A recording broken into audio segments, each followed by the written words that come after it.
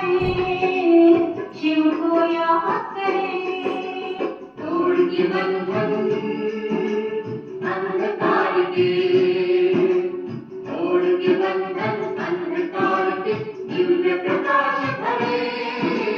शिव को याद करें, शिव को याद करें।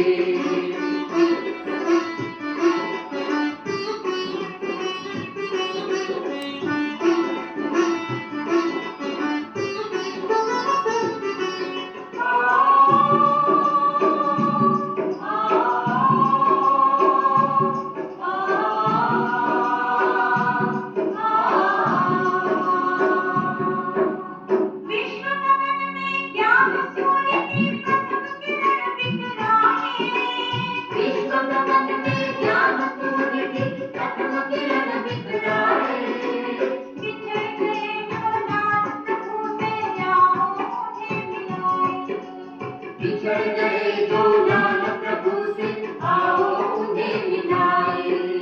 प्यासे मन में परम पिता का, प्यासे मन में परम पिता का पावन प्यार भरे। शिव को याद करें, शिव को याद करें। तोड़ के बंधन अंधकार के, तोड़ के बंधन अंधकार के, दिव्य प्रकाश भरे। शिव को याद करें, शिव को याद करें।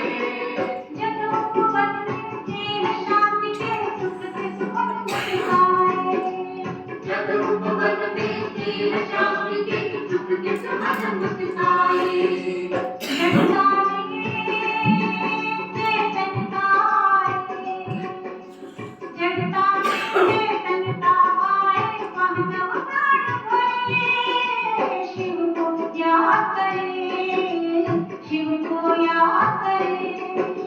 तोड़ के बंधन अंधकार के, दिव्य प्रकाश भरे। शिव को याद करें, शिव को याद करें।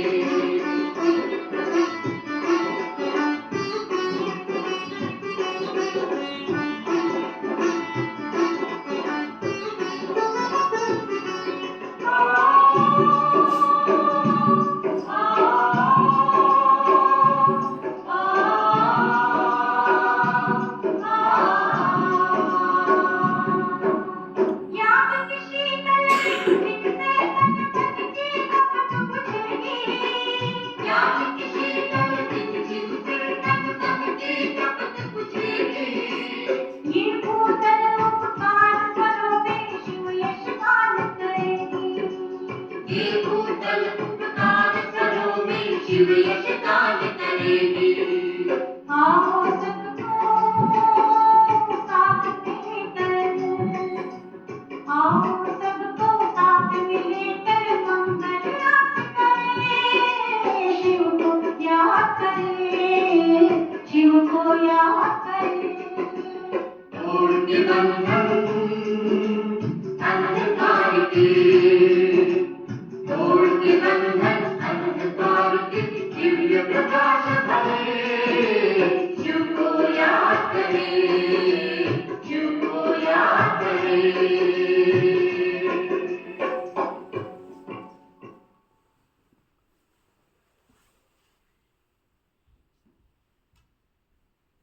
ओम शांति। आज बाबा कहते मीठे बच्चे,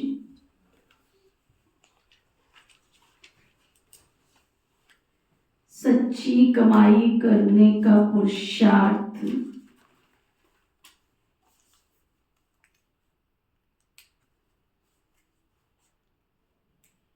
पहले स्वयं करो,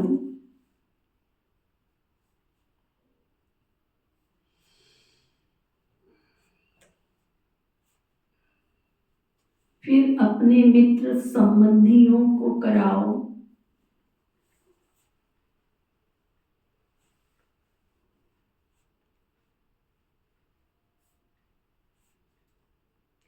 Charity begins at home.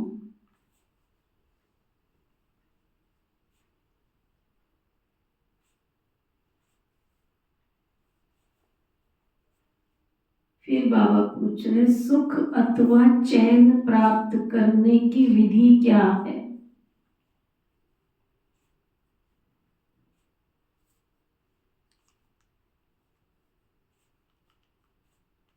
क्या पूछा है बाबा ने? सुख अथवा चैन प्राप्त करने की विधि क्या है? किस किस को चाहिए सुख और चैन? तो क्या विधि अपनानी पड़ेगी? हाँ जी भाई जी। बिना विधि के तो सिद्धि नहीं मिलती है ना। विधि के पीछे सिद्धि तो होती है ना, सिद्धि के पीछे विधि होती है। तो क्या करना पड़ेगा? रियलाइज करो अंदर की आंख से क्या करना पड़ेगा। हाँ जी बलदेव भाई। पुरुषार्थ करना पड़ेगा। क्या पुरुषार्थ करना पड़ेगा? बाबा को याद करना पड़ेगा और अपना ये योग बल से। कितना योग लगाते हो घर पे? सारा दिन बाबा की याद में रहते नहीं? बाबा तो दीदी सारा दिन याद रहता है पर योग नहीं लगाते। योग नहीं लगाते। दिल में तो दिमाग में तो जब कहीं उठते बैठते शिव बाबा तो रहता है। अच्छा। और दीदी झूठ बोलने से क्या फायदा योग। फिर जब तक लाली मेरे लाल की उदित देखो तो लाल नहीं होगा तो पाप कैसे जलेंगे? पाप तो लाल अग्नि होती तभी जलते हैं ना। चूल्हा जलाया है कभी? चूल्हे में लकड़ी जब तक जलती नहीं है तब तक क्या करती है? धुआं देती रहती है, और जब जलती है तो धुआं बंद हो जाता है। तो मेरे अंदर अगर लाली जल रही है तो विकारों का धुआं खत्म हो जाएगा। अगर लाली नहीं जली तो धुआं चलता रहेगा, विकार आते रहेंगे। बाबा बता रहे हैं पवित्रता। जहां पवित्रता है वहां सुख और चैन है।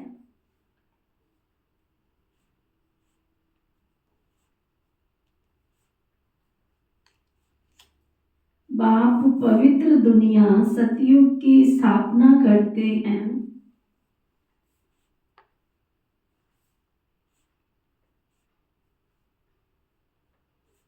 वहां विकार होते ही नहीं हैं।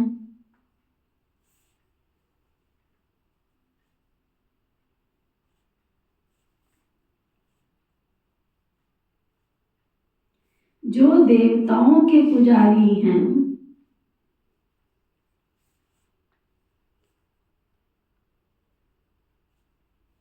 वह कभी ऐसा प्रश्न नहीं कर सकते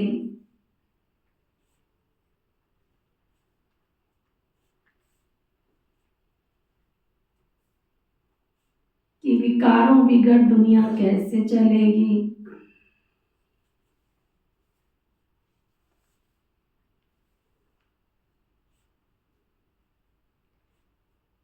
अभी तुम्हें चैन की दुनिया में चलना है।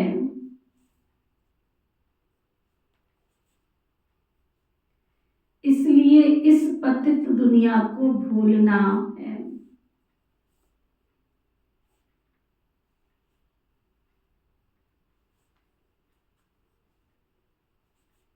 शांति धाम और सुख धाम को याद करना है।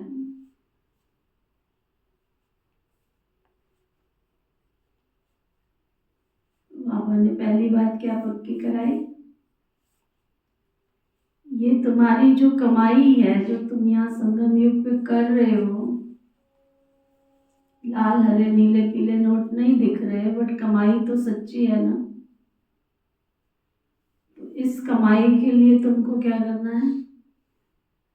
पुरुषार्थ करना है। क्या पुरुषार्थ करना है? Charity begins at home. ये जो वाइब्रेशंस जो होते हैं ना, जो हमारे से निकलते हैं, समझते हो वाइब्रेशंस क्या होते हैं? हमारे से जो और मतलब हमारा जो हमारे से ये जो ऑरा है ये हमारे वायुमंडल को प्रभावित करता है। हवा हवा हवा के माध्यम से ये जो वाइब्रेशंस हैं सारी दुनिया में फैलते हैं। आप देखो कहीं पे कुछ होता है तो उसका असर हमारे तक आता है कि नहीं आता? कोई भी समाचार सुनते हैं करते हैं, उसका इफेक्ट हमारे ऊपर आता है कि नहीं आता है? जैसा पिएंगे पानी वैसी होगी वाणी, दुनिया में कहावत चली आई।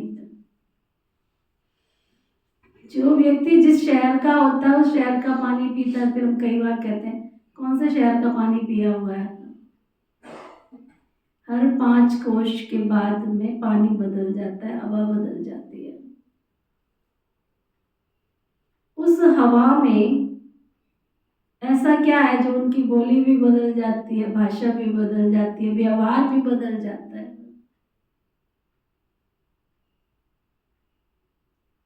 तो पानी में सबसे ज्यादा वाइब्रेशंस जाते हैं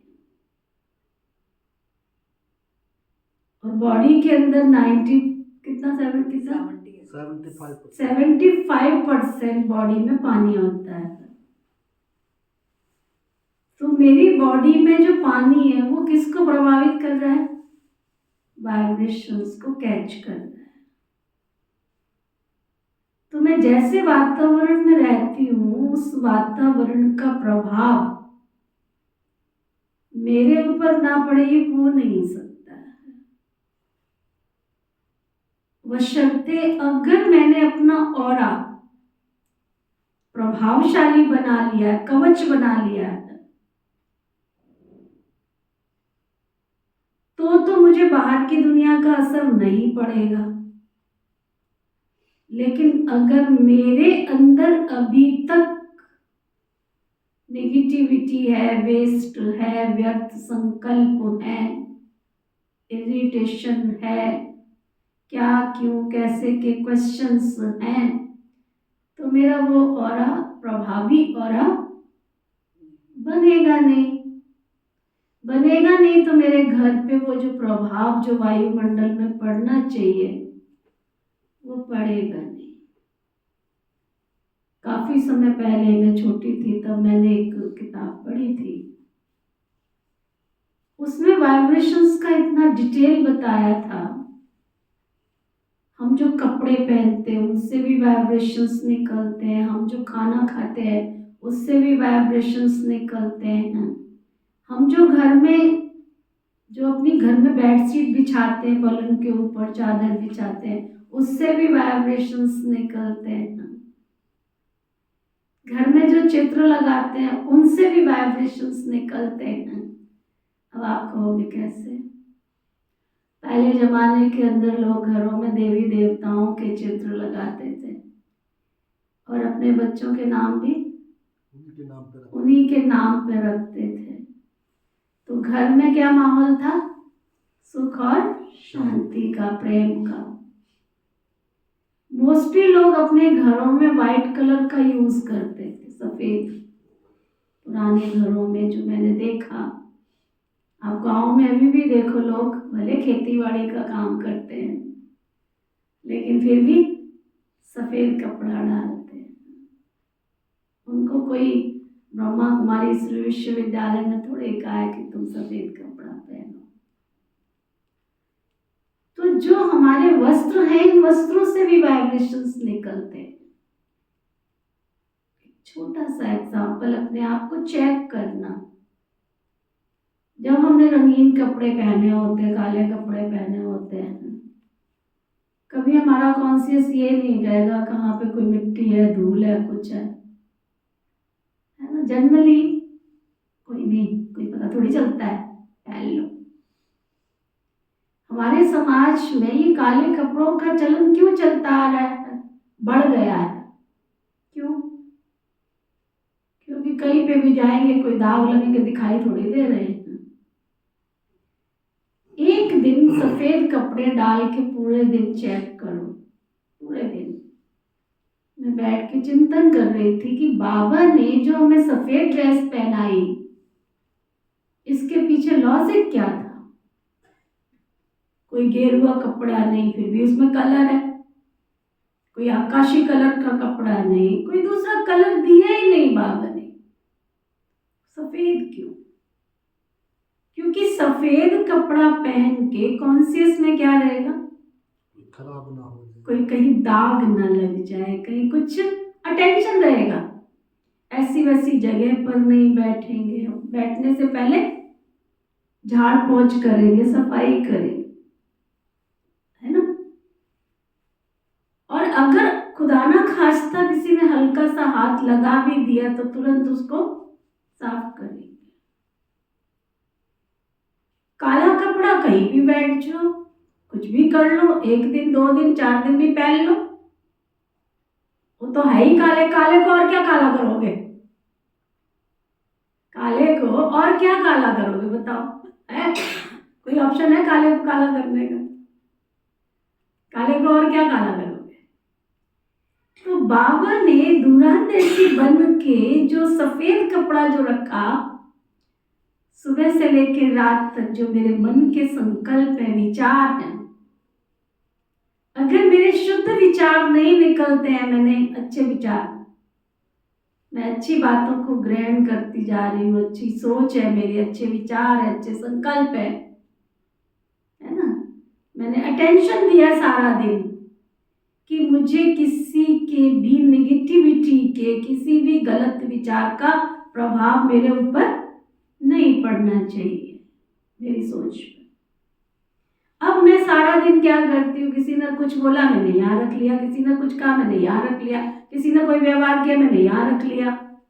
करते करते करते करते क्या होता जा रहा है, हमारा मन मैला होता जा रहा है। आज से कुछ समय पहले लोग कहते थे स्ट्रेस बहुत हो गया, तनाव बहुत हो गया है। 5 साल पीछे चले जाओ, लोग कहते थे स्ट्रेस बहुत हो गया, तनाव बहुत हो गया। आज लोग तनाव से आगे निकल गए, कहाँ? डिप्रेशन बहुत हो गया है। आने वाले समय में लोग इतने डिप्रेशन में चले जाएंगे कि उनको ये नॉर्मल सा लगने लगेगा, कॉमन बीमारी लगने लगेगी। अगर हम अटेंशन नहीं देंगे तो मुझे अपने थॉट सिस्टम से 24 घंटे क्या करना है? Positive vibrations. क्योंकि सामने वाला जो भी कर्म कर रहा है वो उसका कर्म है, मेरे यहाँ क्यों इफेक्ट आ रहा है? हनीमून क्या करते हैं हम, किसी ने भी कुछ कहा, उसके कारण गुस्सा है, उसके कारण ऐसा, उसके कारण ऐसा, उसके कारण ऐसा। सारा दिन बैठ के सोचना, आज होमवर्क है मेरे घर का, मेरे परिवार का, जो बाबा ने कहा चैरिटी बिगिंस एट होम। मैं बाबा का बच्चा बना, बच्ची बनी, 10 साल 20 साल 50 साल होने को आ रहे, लेकिन मैं घर में एक सदस्य को नहीं बदल पा रही हूँ। कारण क्या है? मेरे उतने पॉजिटिव वाइब्रेशंस जो होने चाहिए, जो मुझे उनको देना चाहिए, वो मैं उनको दे नहीं रही हूँ। उनकी कमियों का प्रभाव, उनकी गलतियों का प्रभाव, उनके एक्शन रिएक्शन का प्रभाव मेरे ऊपर रहता है, मेरा प्रभाव उनके ऊपर नहीं पड़ रहा। उन्होंने कुछ गलत बोला तो मैंने अंदर धारण कर लिया, उनके कारण गुस्सा, उनके कारण ऐसे, उनके कारण ऐसे, उनके कारण ऐसे। तो मेरा मन, जो मेरी आत्मा जो इस शरीर को चला रही है, ब्यूटीफुल सोल, मेरी आत्मा स्टार है। कभी बैठ के सोचा? मेरी आत्मा point of light, star, divine light है। यहाँ से 7 रंगों की किरणें निकलती है, खुशी की, प्यार की, शांति की, आनंद की, है ना। अब एकांत में बैठ के सोचो कौन सी किरणें निकल रही है मेरे पास। मैंने पति को देखा तो क्रोध की निकल आई, किसी को बच्चे को देखा ईर्ष्या की निकल आई, रिश्तेदार को देखा उसकी, तो किरणें कौन सी निकल रही है? तो चेटी बिगिंस एट होम होगा क्या? घर का वातावरण शुद्ध बनेगा क्या? वो गलत किरणें डाल रहे, डालने दो, लेकिन मेरी किरणें शांति की, मेरी किरणें प्यार की, मेरी किरणें खुशी की, मेरी किरणें आनंद की, मेरी किरणें पवित्रता की। आश्रम पर आकर हमें शांति अच्छी लगती है, क्यों? अपनापन लगता है, क्यों? क्योंकि 24 घंटे क्या है? पॉजिटिविटी है कि हर आत्मा अपना पार्ट बजा रही है। तो क्या मेरे घर का वातावरण ऐसा नहीं बन सकता है? बन सकता है, पर मुझे क्या करना पड़ेगा? Cheti begins at home. मुझे अपने आप से अपने को व्हाइट कलर का ऑरा मुझे अपना प्रभावशाली बनाना है। मेरे को दूसरी आत्माओं के जो संकल्प है, प्रभाव है, वो मेरे अंदर ना पड़े। उसने गुस्सा किया, मैंने आज तक क्या किया है ना? दुनिया वाले क्या कहते हैं, अगर किसी से राय लेने जाओगे क्या कहेंगे? ईंट का जवाब पत्थर। तो कलयुग में तुम्हें अच्छी राय देगा कौन? किसी के पास है क्या? वो पहले ही दुखी है। हम पीसफुल सोल हैं, बाबा के बच्चे हैं। हमें तो शांति धारण करनी पड़ेगी ना, हमें तो सहनशीलता धारण करनी पड़ेगी। मेरे को याद है, काफी वर्षों पहले की बात है, एक माया पेपर निकलता, कोई मैगजीन निकलती माया के नाम से। उसकी जो लेख संपादक जो होता नहीं, क्या बोलते हैं उसको, तो वो वहाँ माउंट आबू में आई थी। बड़ी प्रभावी हुई बाबा के घर से, बाबा के वातावरण से, बहनों को देख के। हर जगह उससे इतने अच्छे श्रेष्ठ वाइब्रेशंस आए। बहुत खुश थी, बहुत खुश थी, है ना? और कहीं उसको किसी ने कुछ भड़का दिया, पता नहीं क्या किया, पता नहीं। उसने आकर अपनी मैगजीन में एक लेख डाला, अपना संपादकीय, उसने अपना जो वो था लेख, वो उस मैगजीन में डाला। बड़ी पावरफुल वो मैगजीन होती है, उसका नाम मुझे पूरा याद नहीं आ रहा, काफी मतलब फेमस वो जो है पत्रिका निकलती माया के नाम से, बड़ा अच्छी एडिटर थी वो। उसने एक लेख डाला मैगजीन के अंदर कि ब्रह्मा कुमारियां ऐसी हैं, वैसी हैं, बहुत सारी बातें ऐसी बरखिलाफ जैसी लिख दी पूरा। और नीचे लिखती है, लेकिन एक बात है, वो जो भी है लेकिन सहनशीलता की मूर्त है। वो जो भी है वो क्या है? वो शांति। और उसका जो लेख, जो हेडिंग था ना, वो ये था, ब्रह्मा कुमारियां शांति और सहनशीलता की मूर्त है। भले कितना भी नेगेटिव डाला, बट उसके माइंड ने क्या प्रभाव लिया? लोगों के कहने के कारण उसने इतना सब कुछ किया, बट उसकी आत्मा ने क्या स्वीकार किया? जो वाइब्रेशंस जो उसने लिए, शांति के, प्यार के, खुशी के, सहनशीलता के, है ना? तो हम और आप सब परिवार के बीच में रहते हैं। रोज चेक करो, बहुत थोड़ा सा समय, मैं तो रोज अपने आप से पढ़ाती हूँ, पूछती हूँ, अब समय नहीं है, अब तो केवल और केवल अपने ऊपर ध्यान दो। बहुत हमने लोगों को देख लिया, अपने ऊपर ध्यान दो। तुम्हारे औरों को देखे, तुम्हारा जो कवच है ना, जो तुम्हारे चारों तरफ आवा मंडल सुरक्षा कवच जो शुद्ध वाइब्रेशंस का बनेगा ना, उनसे प्रभावित होकर के बाबा के बच्चे दूर दूर से अट्रैक्ट होकर के आएंगे। क्योंकि धर्मात्माओं के, देवताओं के चारों तरफ काला औरा देखा है कभी? क्या देखा है? व्हाइट कलर का औरा। मेरा वो व्हाइट कलर का औरा कब निकलेगा? वो व्हाइट कलर का ऑरा कब निकलेगा? अगर अभी तक नेगेटिव है, अभी तक वेस्ट है, अभी तक चिंता है, अभी तक उदासी है, अभी तक हताशा है, अभी तक निराशा है, तो वो ऑरा कब निकलेगा? और वो ऑरा नहीं है तो मायावी शक्तियां अपनी तरफ खींचती रहेगी। इसलिए बाबा कहते हैं चेटी बिगिंस एट होम। ये सच्ची कमाई करने का समय है। तुम अच्छी तरह से ध्यान देके, अटेंशन देके अपनी संभालो, अपनी ओर ध्यान दो। पवित्रता होगी तो सुख और चैन मिलेगा। सच्चा सुख और चैन बाहर से नहीं मिलेगा, दुनिया के पास नहीं है, लोगों के पास नहीं है, किताबों में नहीं है, खरीद के लाने वाली चीज नहीं है। इसलिए भागने का समय नहीं है, कमाने की तरफ मत दौड़ो। चीजों से सुख और शांति नहीं मिलने वाली है, पैसे से सुख और शांति नहीं मिलने वाली है। ये थोड़ा सा समय है जब बाबा मेरे को दे रहा है तो उसको खूब भर लो झोली को, जितना भर सकते हो। ओम शांति। ओम ओम शांति का अर्थ तो बच्चों को समझाया हुआ है, शिव बाबा भी ओम शांति कह सकते हैं, तो सालिग्राम बच्चे भी कह सकते हैं। आत्मा कहती है ओम शांति, son of silence father, son of silence father, तुम शांति के दाता की संतान हो। तुम शांति के लिए जंगल आदि में जाकर कोई उपाय नहीं किया जाता, आत्मा तो है ही साइलेंस, फिर उपाय क्या करना है, ये बाप बैठ बच्चों को समझाते हैं। उस बाप को ही कहते हैं कि वहां ले चल जहां सुख और चैन मिले। चैन अथवा सुख सभी मनुष्य चाहते हैं, परंतु सुख और शांति पहले तो चाहिए पवित्रता। पवित्र को पावन, अपवित्र को पतित कहा जाता है।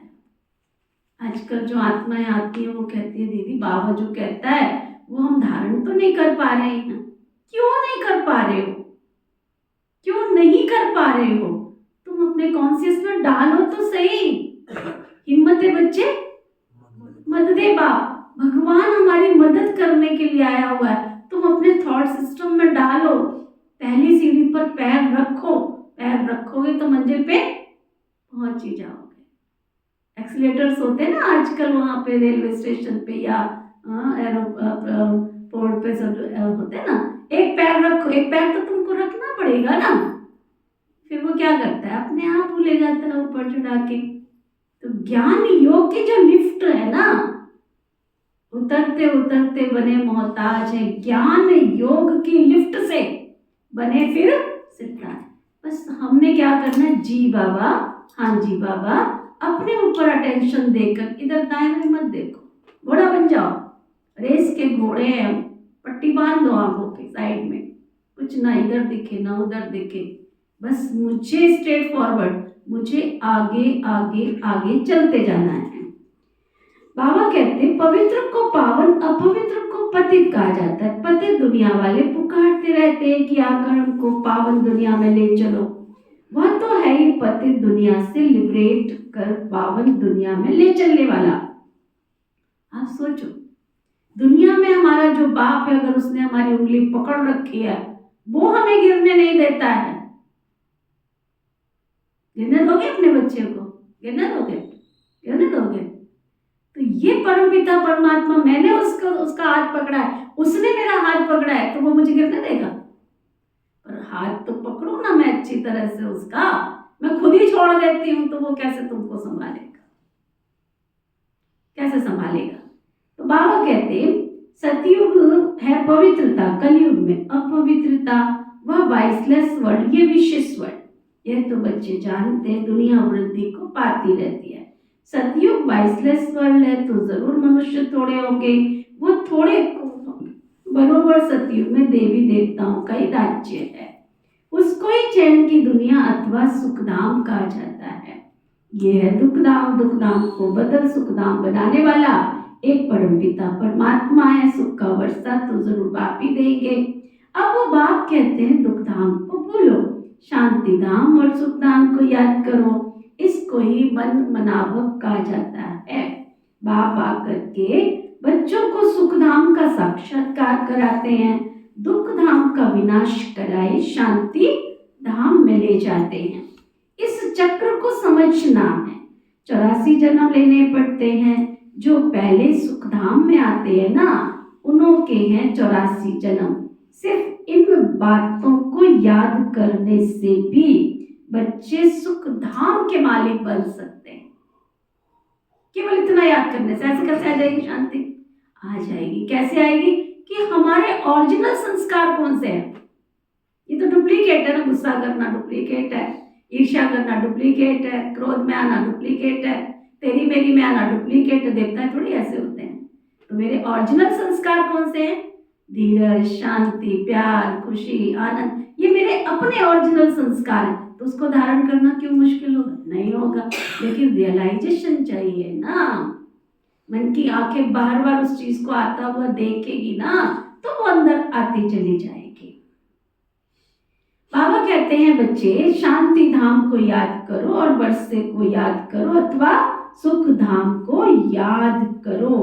पहले पहले तुम शांति धाम में जाते हो तो अपने को शांति धाम ब्रह्मांड का मालिक समझो। चलो बाबा के पास। ब्रह्मांड में जहाँ चारों तरफ शांति ही शांति है। चलो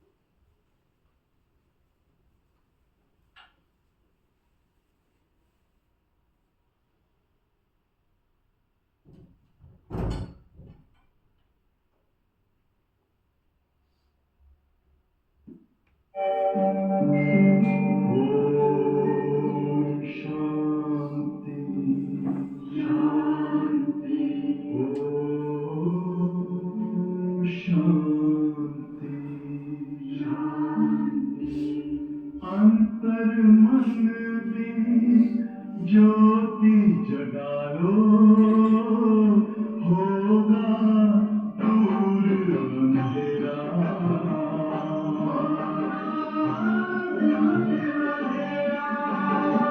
शिव का कर लो ध्यान, आ रहा पावन पुण्य सवेरा।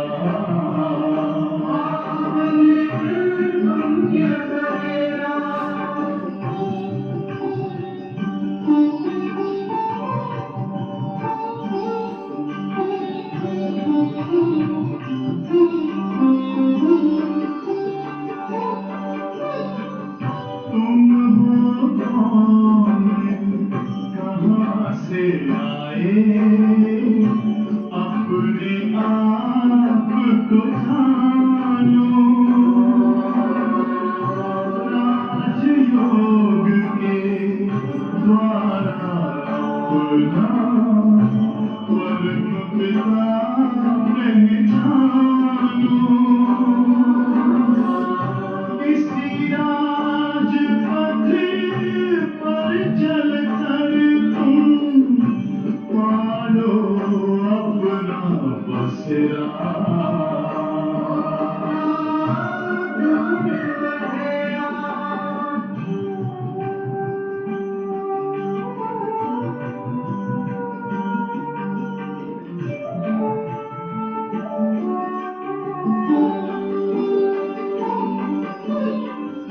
तुम हो आत्मा तन से प्यारे, परमात्मा को प्यारे। दिव्य गुणों को धारण करके योगी बनो दुलारे। ज्योति बिंदु ही तोड़ेगा ये माया मोह का घेरा।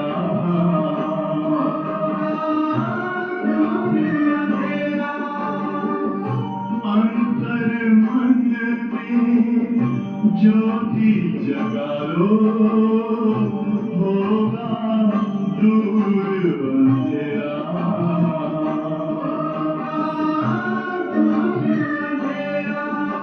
ओम शांति, ओम शांति, ओम शांति।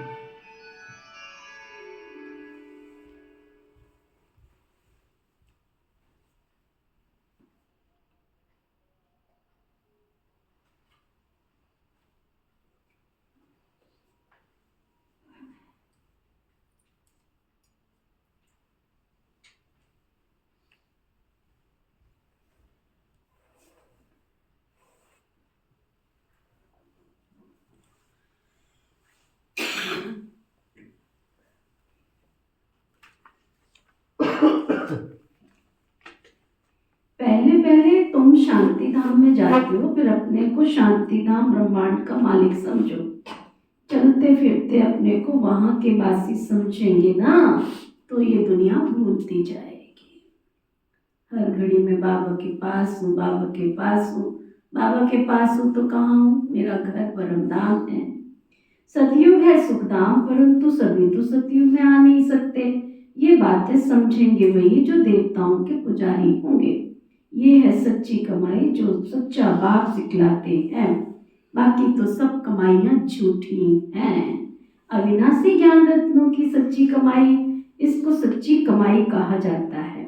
बाकी विनाशी धन दौलत आदि तो सब झूठी कमाई है, सामने आने वाली नहीं है।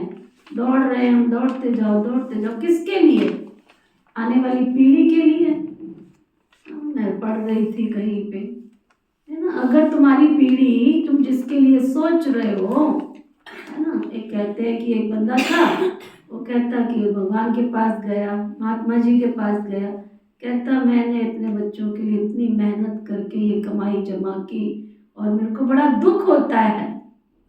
तो ना वो गया, इसका सॉल्यूशन बताओ मुझे, मुझे बहुत दुख होता है कि ये सारी कमाई को उड़ाए जा रहे, खाए जा रहे, फेंके जा रहे, इतना सब कुछ करे जा रहे, मैं क्या करूं? तो महात्मा जी ने कहा अच्छा ये बताओ, जब तुम्हारे बाप ने तुम्हें पैदा किया था तो तुमको कमाई जोड़ के दी थी? कहते नहीं, मैं तो बहुत गरीब था, बहुत साधारण था। तो तुम्हारे पास धन आया कि नहीं आया? धन आया कि नहीं आया? तो कहता आया। कहना कब आया? जब तुम्हारे बाप ने तुमको गरीब छोड़ा। उसने क्या दिए तुम्हें? संस्कार दिए। तो जब अच्छे संस्कार दिए तो क्या हुआ? तुम्हारे पास धन आया। जब तुमने पहले से ही उनको धन दे दिया तो उनको धन की क्या कदर आएगी? जब तुमने सब कुछ पहले ही उनको दे दिया, सारी प्रॉपर्टी उनको दे दी, संस्कार तो तुम दे ही नहीं रहे हो, तो बाद में क्या होगा? पछताने के अलावा क्या होगा? चारपाई पे पड़े रोते रहना, मैंने इतनी मेहनत से कमाया, मैंने इतनी मेहनत से कमाया, मेहनत से कमाया, ये तो खा रहे, ये तो पी रहे, ये तो उड़ा रहे। वो तो उड़ाएंगे ना, तुमने जोड़ के जो दिया है उनको उड़ाने के लिए, है ना। तो विचार करो, इसलिए ज्यादा धमधम के चक्कर में नहीं जाओ, परवरिश करो अच्छी। हमारे माँ बाप ने परवरिश नहीं की है क्या? परवरिश नहीं की है क्या? की है, लेकिन साथ में संस्कार भी तो दिए ना, संस्कार भी तो दो ना उनको। वो कौन देगा? वो थोड़ी कोई पड़ोसी आकर के देगा, है ना। तो वो बाबा कहते हैं द्वापर से लेके झूठी कमाई करते आए को इस अविनाशी सच्ची कमाई की प्रारंभ सतयुग त्रेता से, सतयुग से शुरू त्रेता में पूरी होती थी, अर्थात आधा कल्प भोगते थे, फिर बाद में झूठी कमाई शुरू होती थी। जैसे अल्पकाल क्षणभंगुर सुख मिलता है, ये अविनाशी ज्ञान रतन ज्ञान सागर वेद के बाबा ही देते हैं। सच्ची कमाई तो सच्चा बाप ही कराते हैं। भारत सचखंड था, भारत ही झूठखंड बना।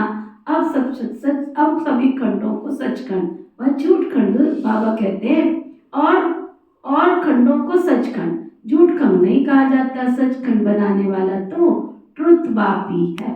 सच्चा तो एक बेहद का बाप है ना, बाकी तो सब झूठे हैं। सतयुग में सच्चे फादर मिलते हैं क्योंकि वहाँ झूठ और पाप होता नहीं है। सतयुग कौन सा दूर, आप देखो ना अपने से पीछे 100 साल पीछे चले जाओ, 100 साल क्या 50 साल पीछे चले जाओ, है ना। तुम्हारे माँ बाप ने तुम्हारी परवरिश अच्छी नहीं की है क्या? तुम्हें देसी घी नहीं खिलाया, दूध नहीं पिलाया, मिठाइयाँ पकवान नहीं खिलाए, है ना। पहले जमाने के अंदर एक एक घर में 20-20, 25-25, 50-50 लोग रह लेते थे, है ना। दादे परदादों को कईयों का नाम ही नहीं याद रहता होगा, है ना। और आजकल एक एक बच्चे घर में होते हैं, उनके पीछे गोल गोल घूम रहे हैं। उन्होंने मोबाइल माला 1 लाख का दे दिया, कमाई किसके लिए कर रहे हैं? फिर हमको पता है क्या कहेंगे आके, बहन जी कमाई भी तो बच्चों के लिए ही कर रहे हैं ना। ये बात ठीक है कि तुम बच्चों के लिए कमाई कर रहे हो, बट जब उनको शांति चाहिए, सुख चाहिए, खुशी चाहिए, शक्ति चाहिए जीवन जीने की, उस समय क्या बाजार से खरीद के लाओगे, दोगे उनको? वो मिलेगी बाजार से? वो मिलेगी क्या? आज हम अपने बच्चों को इतना सब कुछ दे रहे हैं, जो वो मांग रहे हैं सब कुछ दे रहे हैं उनको, लेकिन आध्यात्मिकता की तरफ, दिव्यता की तरफ, दिव्य संस्कारों की तरफ तो उनको नहीं लेके जा रहे। तो आने वाले समय में दुखी कौन होगा? मेरे पास कई ऐसे परिवार आते हैं, कहते दीदी कुछ करो ना हमारे बच्चे के लिए। हम क्या करें बच्चे के लिए बताओ? तुम उसकी हर डिमांड पूरी कर रहे हो, हर डिमांड पूरी कर रहे हो। तुम्हारे माँ बाप ने करी थी क्या? है ना, पुराने जमाने के अंदर एक थान लाया जाता था, सारे घर के कपड़े उसी थान में बना दिए जाते थे। बच्चों को चू करने की भी आदत नहीं होती थी, एन खुशी खुशी नए नए कपड़े पहन के चलते थे। मेरे को याद है मेरे लौकिक घर में मैंने कभी भी बाबा के घर में आने से पहले कोई दुकान कपड़े की देखी नहीं, सिवाय एक कपड़े की दुकान थी मेरे घर में लौकिक में। एक सब्जी वाला था, एक कपड़े वाला था, बस एक किराने वाला था। उसके अलावा किसी दुकान पर जाना ही नहीं है, और हमें तो जाने की कोई छुट्टी है ही नहीं, है ही नहीं है, नो चॉइस। क्या हमारी परवरिश नहीं हुई है क्या? क्या आप लोगों की परवरिश नहीं हुई है क्या? तो आने वाला समय बहुत खतरनाक, बहुत भयंकर। माँ बाप इतने पराधीन हो जाते हैं, उनके पास और कोई उपाय नहीं होता है उस समय, जब हेल्पलेस हो जाते हैं बच्चे के सामने, क्योंकि वो आने वाले समय को फेस नहीं कर सकता। अगर उसके पास पवित्रता की शक्ति, शांति की शक्ति, धीरज की शक्ति, है ना, ये शक्तियां उसके पास नहीं है, तो समय को वो फेस नहीं कर पाएगा। वो फेस नहीं करेगा तो तुम खुश रह पाओगे? तुम खुश रह पाओगे? तो इसलिए उनको गाड़ी ला के दे दी मैंने, 20 लाख की, 25 लाख की।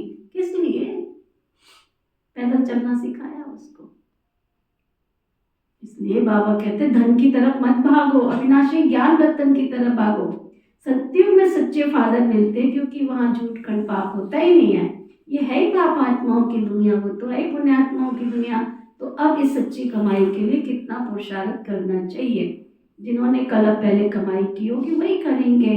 पहले खुद कमाई सच्ची कराई कर, पियर घर और ससुर घर को ये सच्ची कमाई करानी है।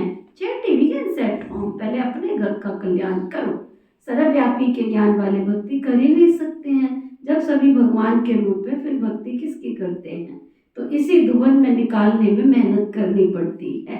सन्यासी लोग चैरिटी बिगिंस एट होम क्या करेंगे? पहले तो वो घर बार का समाचार सुनाते ही नहीं है। बोलो क्यों नहीं सुनाते? मालूम तो पड़ना चाहिए, बतलाने में क्या है? फलाने घर के थे, फिर सन्यास धारण किया। तुमसे पूछे तो झट बतला सकते हो। सन्यासियों के फॉलोअर्स तो बहुत है। वह फिर अगर बैठ कहे कि भगवान एक है, तो सभी उससे पूछेंगे तुमको किसने ये सुनाया? कहेंगे ब्रह्मा कुमारियों ने, तो सारा उनका धंधा ही खलास हो जाए। ऐसे कौन अपनी इज्जत गवाएगा? फिर कोई खाना भी ना दे। इसलिए सन्यासियों के लिए तो बहुत मुश्किल है। पहले तो अपने मित्र संबंधियों आदि को ज्ञान देकर उनकी सच्ची कमाई करानी पड़ी। क्या सुना कपिल भाई? पहले अपने मित्र संबंधियों को ज्ञान सुना के, परिवार वालों को ज्ञान सुना के उनको सच्ची कमाई करानी पड़े, जिससे वो 21 जन्म का सुख तो पाले। बहुत सहज है, परंतु ड्रामा में इतने शास्त्र मंदिर आदि बनने की नूंद है। पति दुनिया में रहने वाले कहते हैं पावन दुनिया में ले चलो। सतियों को 5000 वर्ष, उन्होंने तो कलयुग की आई हुई लाखों वर्ष कह दिया। फिर मनुष्य कैसे समझे कि सुखधाम कहाँ है, कब होगा? वह तो कहते महाप्रलय होती है, फिर सतयुग होता। पहले श्री कृष्ण अंगूठा चूसता सागर में पीपल के पत्ते पर आता है। अब कहाँ की बात कहाँ ले गए? अब आप कहते ब्रह्मा द्वारा मैं सभी वेदों और शास्त्रों का सार सुनाता हूँ। इसलिए विष्णु की नाभि कमल से ब्रह्मा दिखाते हैं, फिर हाथ में शास्त्र दे दिए। अब ब्रह्मा तो यहाँ होगा ना, सूक्ष्म बर्तन में तो शास्त्र नहीं होंगे ना। ब्रह्मा तो यहाँ होना चाहिए। विष्णु लक्ष्मी नारायण के रूप में भी तो यहाँ ही होते हैं। ब्रह्मा ही विष्णु बनता है, फिर विष्णु से ब्रह्मा बनता। अब ब्रह्मा से विष्णु निकलता है, वह विष्णु से ब्रह्मा निकलता। ये बड़ी समझने की बातें हैं, परंतु इन बातों को समझेंगे वही जो अच्छी रीति पढ़ेंगे। बाबा कहते हैं जब तक तुम्हारा शरीर छूटे तब तक तुम समझते रहेंगे। तुम बिल्कुल ही 100% बेसमझ कंगाल बन पड़े हो।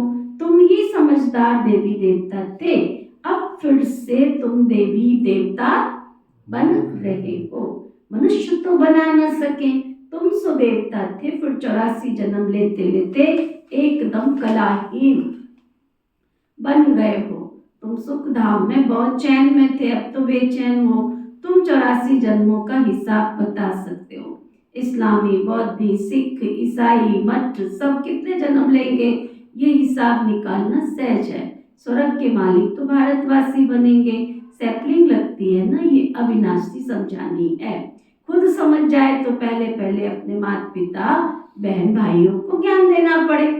अगर तुमको सचमुच समझ में आ गया है तो तुम्हारे घर में तुम्हारे माता पिता बैठे, बहुत ऐसे बच्चे हैं जो अपने माता पिता के गुरु बन गए, बहुत ऐसे माता पिता हैं जो अपने बच्चों के गुरु बन गए, बहुत ऐसे हैं जो पत्नी के गुरु बन गए, बहुत ऐसे हैं जो अपने पति के गुरु बन गए। तो तुम्हें उनका कल्याण करना है। गृहस्थ व्यवहार में रहते कमल फूल समान रहना। फिर चैरिटी बिगिंस एट होम। पियर घर, ससुर घर को नॉलेज सुनानी पड़े। धंधे में भी पहले अपने भाइयों को ही भागीदार बनाते हो ना, पड़ोसियों को तो नहीं बुला के लाते हो, शहर को तो नहीं इकट्ठा करते हो। कारोबार करते हो तो पहले घर वाले बंदों को ढूंढते, मेरा भाई भागीदार बन जाए, मेरा बेटा बन जाए, मेरा नजदीक का रिश्तेदार बन जाए। करते हो कि नहीं करते हो? तो ज्ञान में भागीदार नहीं बनाना, सतयुग में जाना है उसमें भागीदार नहीं बनाना है, उनको भी तो भागीदार बनाना है।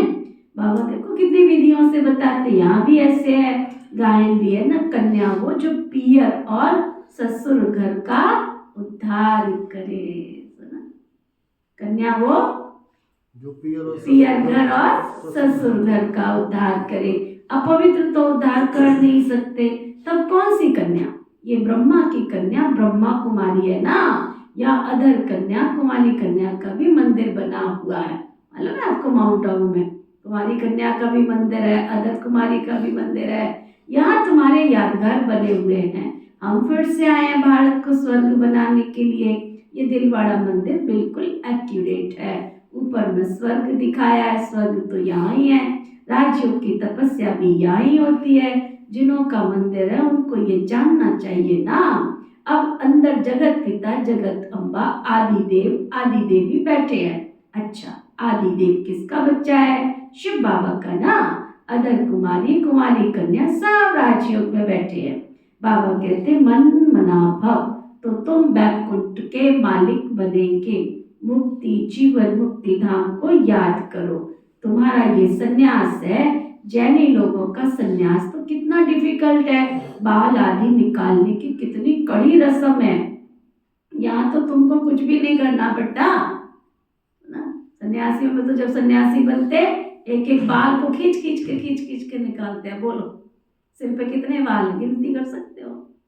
और एक एक बाल को खींच के निकालते हैं। आप देखो कैसा कड़ा सन्यास, पानी भी उबाल के पीते हैं सब। शाम को 6 बजे के बाद कोई भोजन ग्रहण नहीं करता है, और मनपसंद भोजन नहीं। सबसे बड़ी बात, एक घर का भोजन नहीं खाते हैं, पता है? नहीं पता।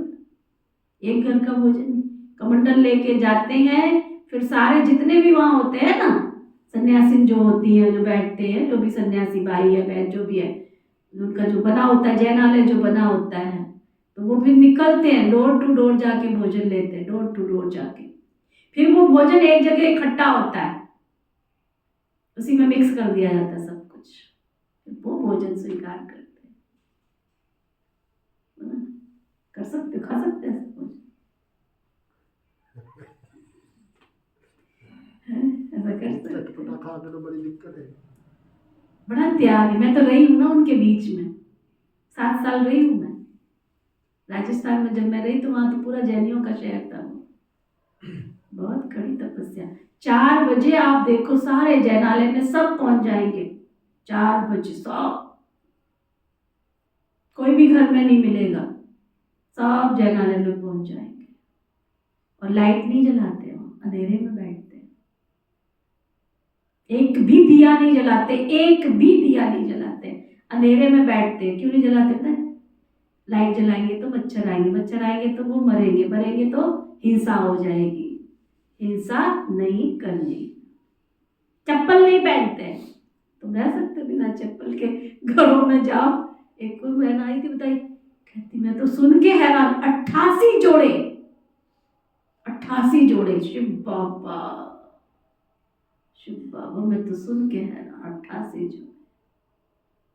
चप्पलों में ही पैसा कितना खर्च करते, बाप रे। जैनियों को देखो तो चप्पल पहनते ही नहीं। दीदी जी कई तो कपड़ा भी नहीं पहनते, बिल्कुल ही वैसे होते हैं। हाँ, सिंपल। बहुत त्याग है, बहुत त्याग है। बाबा कहते तुमको तो कुछ भी नहीं करना पड़ रहा।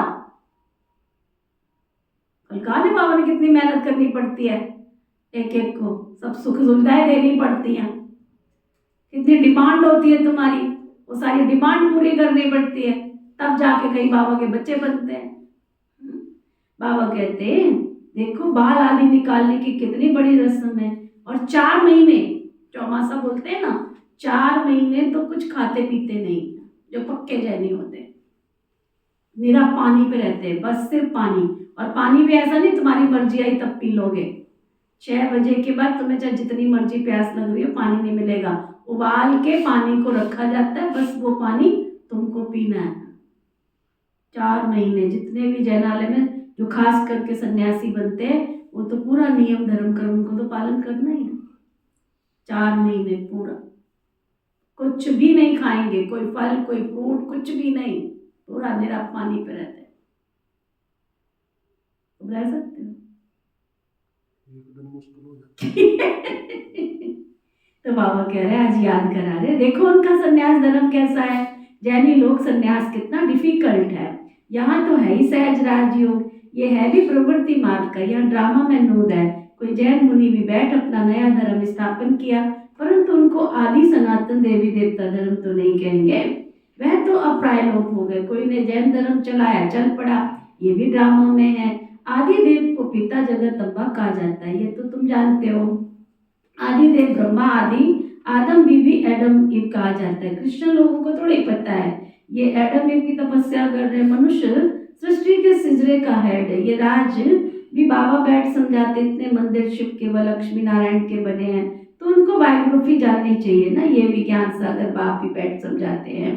परमपिता परमात्मा को नॉलेजफुल ज्ञान का सागर, आनंद का सागर कहा जाता है।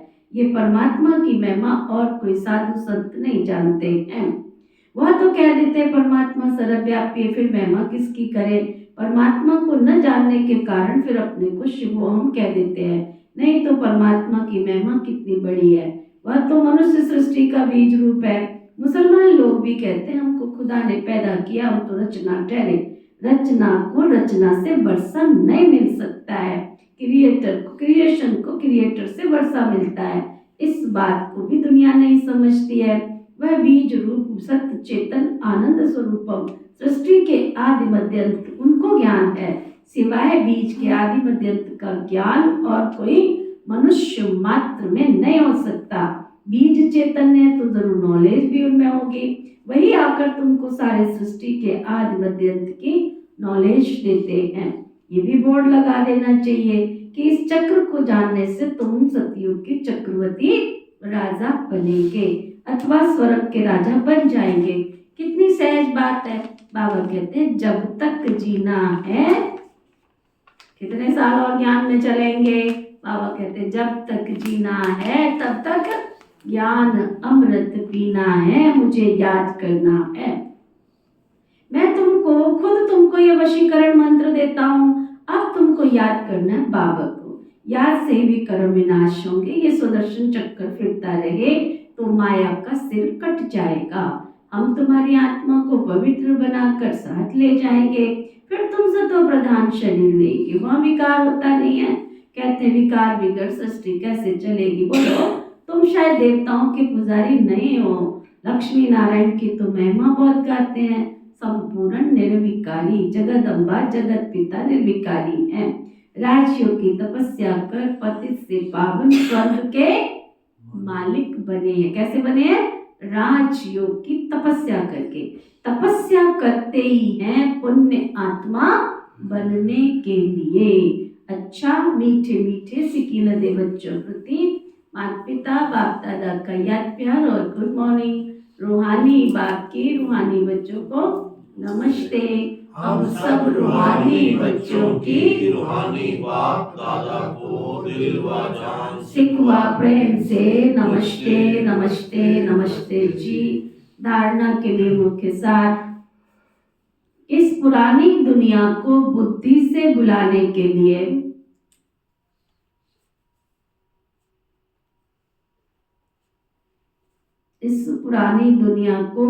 से बुलाने के लिए चलते फिरते अपने को शांति धाम का वासी समझना है।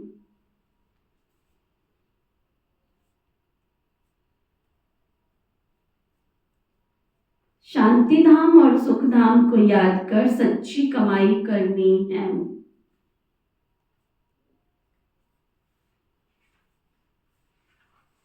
और दूसरों को भी करानी है। खुद भी करो और दूसरों को भी कराओ। राजयोग की तपस्या कर स्वयं को पुण्य आत्मा बनाना है।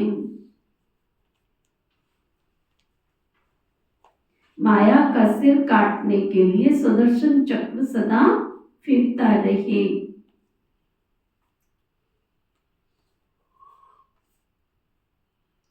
वरदान, सतगुरु प्यारे बाबा का वरदान। संपन्नता द्वारा सदा संतुष्टता का अनुभव करने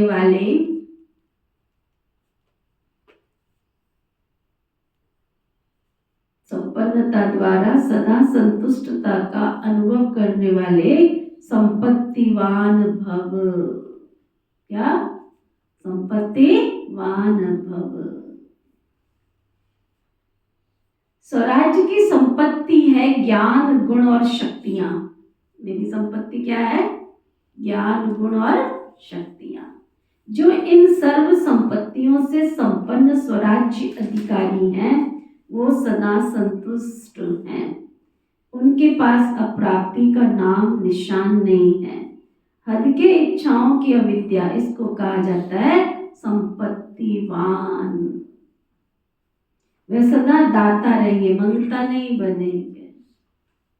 एक मिनट इमर्ज करो, जब मुझे कोई इच्छा ही नहीं है तो मेरे पास कुछ भी चीज होगी, मैं क्या करूंगी? क्या करूंगी? रखूंगी अपने पास? मेरे को इच्छा ही नहीं है, मैं उसको क्या करूंगी? बांटती रहूंगी ना। लो, सफल हो जाए, इसको दे दो, इसको दे दो, इसको दे दो। तो वो बाबा कहते हैं जो दाता होते हैं ना, वो मंगता नहीं होते। वे अखंड सुख शांति में स्वराज्य के अधिकारी होते हैं। किसी भी प्रकार की परिस्थिति उनके अखंड शांति को खंडित नहीं कर सकती है। स्लोगन, ज्ञान नेत्र से तीनों कालों और तीनों लोकों को जानने वाले मास्टर नॉलेजफुल हैं।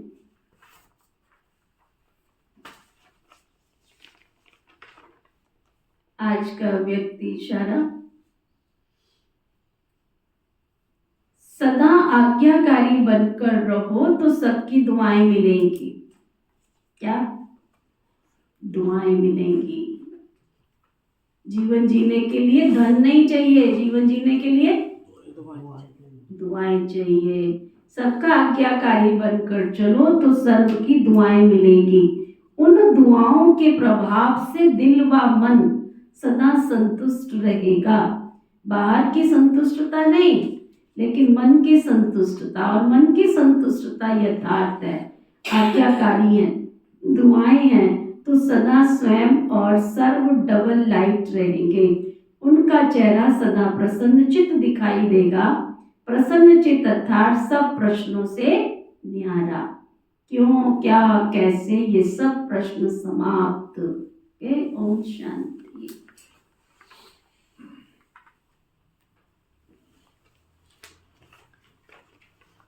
ओम शांति। ओम शांति।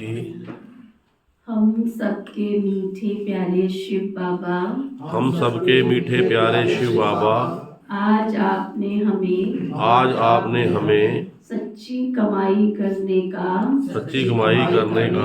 मूल मंत्र देकर हमारा भविष्य बनाया। आपका तहे दिल से बहुत बहुत शुक्रिया, शुक्रिया, शुक्रिया। बहुत बहुत शुक्रिया शुक्रिया शुक्रिया।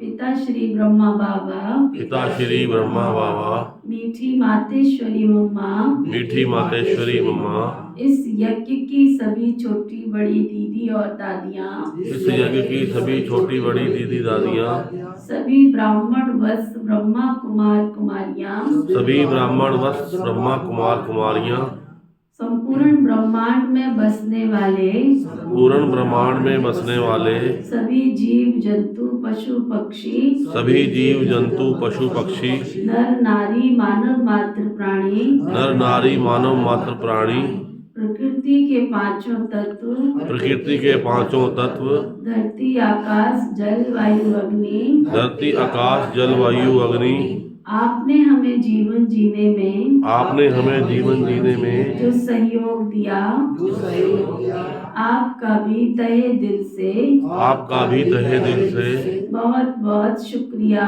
बहुत बहुत शुक्रिया। सभी सुखी हों, सभी सुखी हों, सभी निरोगी हों, सभी निरोगी हों, सभी मंगलकारी हों, सभी मंगलकारी हों, न किसी को दुख व कष्ट देना है, ना किसी को दुख व कष्ट देना है, न किसी से दुख व कष्ट लेना है। ना किसी से दुख व कष्ट लेना है। एक सेकंड अपने सामने सभी विश्व के कोने कोने में से उन आत्माओं को इमर्ज करो, व्यक्ति विशेष, जीव जंतु पशु पक्षी, जिनको भी आपने कष्ट दिया है, हमसे किसी को कष्ट मिला है, इमर्ज करो और बहुत पोलाइटली नम्रता के साथ हमारे द्वारा बोलो सभी, हमारे द्वारा संपूर्ण ब्रह्मांड में किसी को भी कोई दुख व कष्ट पहुंचा है, कोई दुख व कष्ट पहुंचा है, तो हम क्षमा याचना करते हैं। तो हम क्षमा याचना करते हैं। हमें किसी के द्वारा कोई दुख व कष्ट पहुंचा है, कोई दुख व कष्ट पहुंचा है, तो हम क्षमा दान देते हैं। तो हम क्षमा दान देते हैं। धर्म की जय हो, धर्म की जय हो, अधर्म का नाश हो, अधर्म का नाश हो, प्राणियों में सद्भाव हो, प्राणियों में सद्भाव हो, विश्व का कल्याण हो, विश्व का कल्याण हो, ऐसी हम सब की श्रेष्ठ भावना शुभकामना है। श्रेष्ठ भावना शुभकामना है।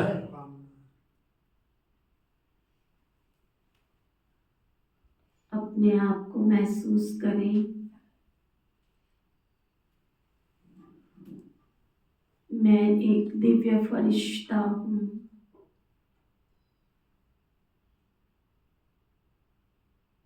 देह और देह के सभी संबंधों से न्यारा, दिव्य शक्तियों से भरपूर, मैं डिवाइन सोल, दिव्यता संपन्न दिव्य फरिश्ता हूँ। मैं पॉइंट ऑफ लाइट ज्योतिर्बिंदु आत्मा इस फरिश्ते की भ्रुकुटी की कुटिया में विराजमान है। इस चमकती हुई ज्योति में से ज्ञान, प्रेम, सुख, शांति, पवित्रता, शक्ति, आनंद की किरणें मेरे चारों तरफ फैल रही हैं। मुझ फरिश्ते से निकलती हुई वेव्स, किरणें इस वायुमंडल को शुद्ध पवित्र बना रही हैं।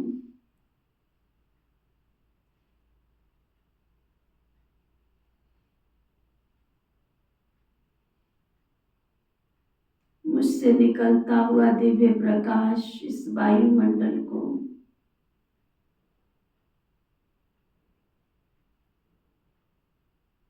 अपनी अपनी किरणों से सशक्त और शक्तिशाली बना रहा है।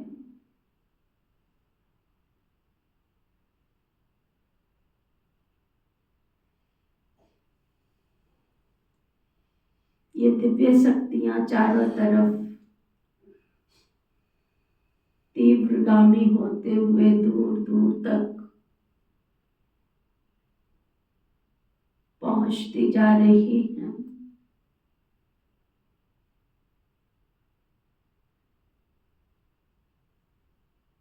मेरे चारों तरफ दिव्य प्रकाश का ऑरा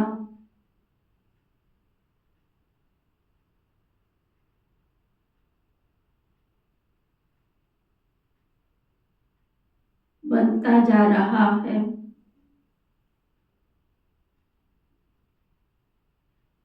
मेरे द्वारा निकलती हुई दिव्य किरणें मेरा हर बोल आशीर्वाद बनता जा रहा है।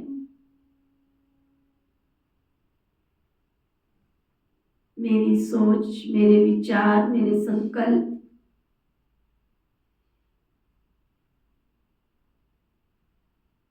दिव्य रतन बनते जा रहे हैं।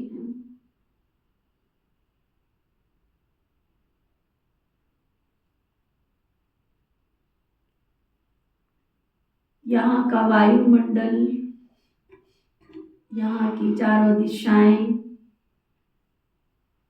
प्रभु के इस अनुभूति भवन में, यहाँ के कण कण में शांति, शक्ति, पवित्रता, परमात्म दिव्य शक्तियां समाहित होती जा रही हैं।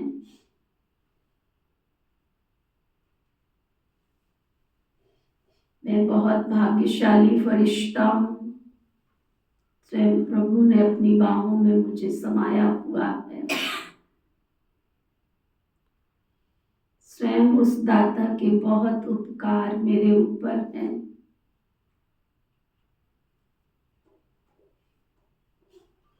मेरे प्रभु ने मुझे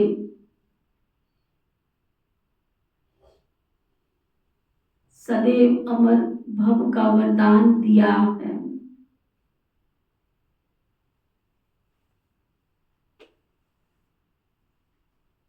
मेरे से निकलती हुई दिव्य ऊर्जा मेरे आंतरिक सौंदर्य को बढ़ा रही है। विनाशी, दुखदाई, आसुरी, व्यर्थ ऊर्जा जलकर समाप्त हो रही है। मेरा रोम रोम पुलकित होता जा रहा है।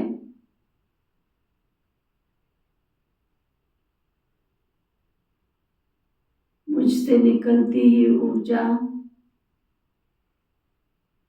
प्रभु अनुभूति भवन की चारों दिशाओं को सुरक्षा कवच प्रदान कर रही है।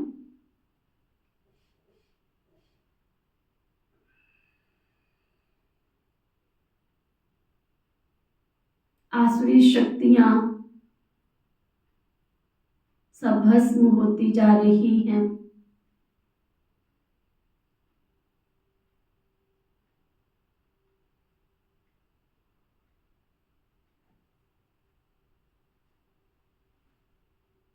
बाबा का ये प्रभु का द्वार, प्रभु अनुभूति भवन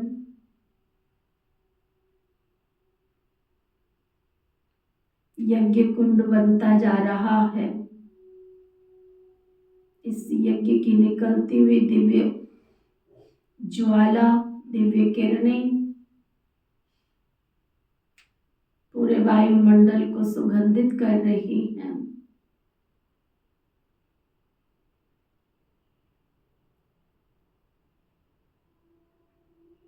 सभी कीटाणु जलकर भस्म होते जा रहे हैं।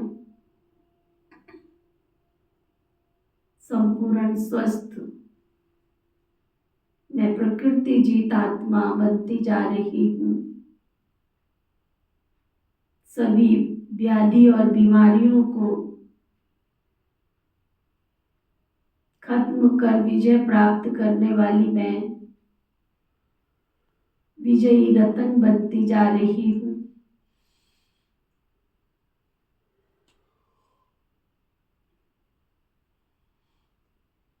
सभी रोग शोक से मुक्त स्वस्थ शरीर वाली इस प्रकृति पर राज्य करने वाली मैं प्रकृति जीत आत्मा पवित्रता की शक्ति से परिपूर्ण भरपूर होती जा रही हूँ। मेरा जीवन सुख और चैन की बंसी बजा रहा है। इस स्वस्थ शरीर से निरंतर पवित्रता की गोल्डन किरणें मेरे शरीर के एक एक कोशिकाओं में पहुंचकर सभी ब्लॉकेज खोलकर सभी कीटाणुओं को भस्म कर रही है। मैं स्वस्थ मस्त खुशनुमा फरिश्ता बनता जा रहा हूँ।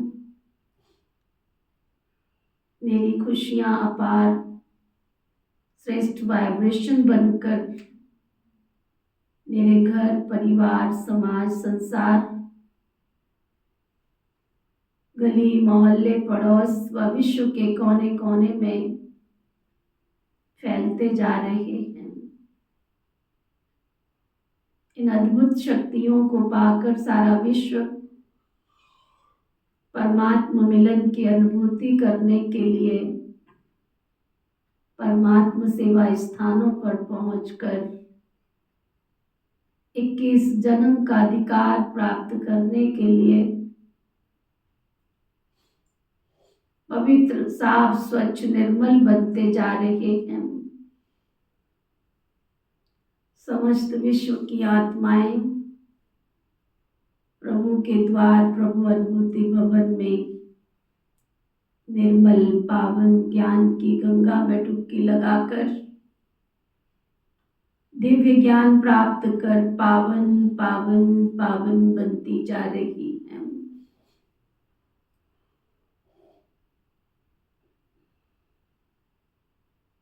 प्रभु अनुभूति भवन हम सब ब्राह्मण बाबा के बच्चों के लिए सुरक्षा का स्थान सुरक्षा कवच बनता जा रहा है। हम सब बाबा के बच्चे सच्चे ब्राह्मण परमात्मा दिव्य आशीर्वाद दिव्य शक्तियों के सुरक्षा कवच में सुरक्षित दिव्य पवित्र निर्विघ्न विघ्न विनाशक बनते जा रहे हैं। मेरे द्वारा निरंतर शुद्ध शक्तियों की शुद्ध वाइब्रेशंस की सबको सुख देने की खुशियां अपार लुटाने की शक्तियां निरंतर चारों तरफ दूर दूर तक फैलती जा रही है।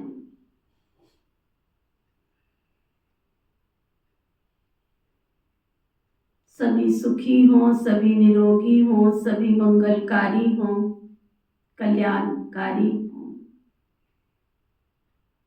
ओम शांति शांति।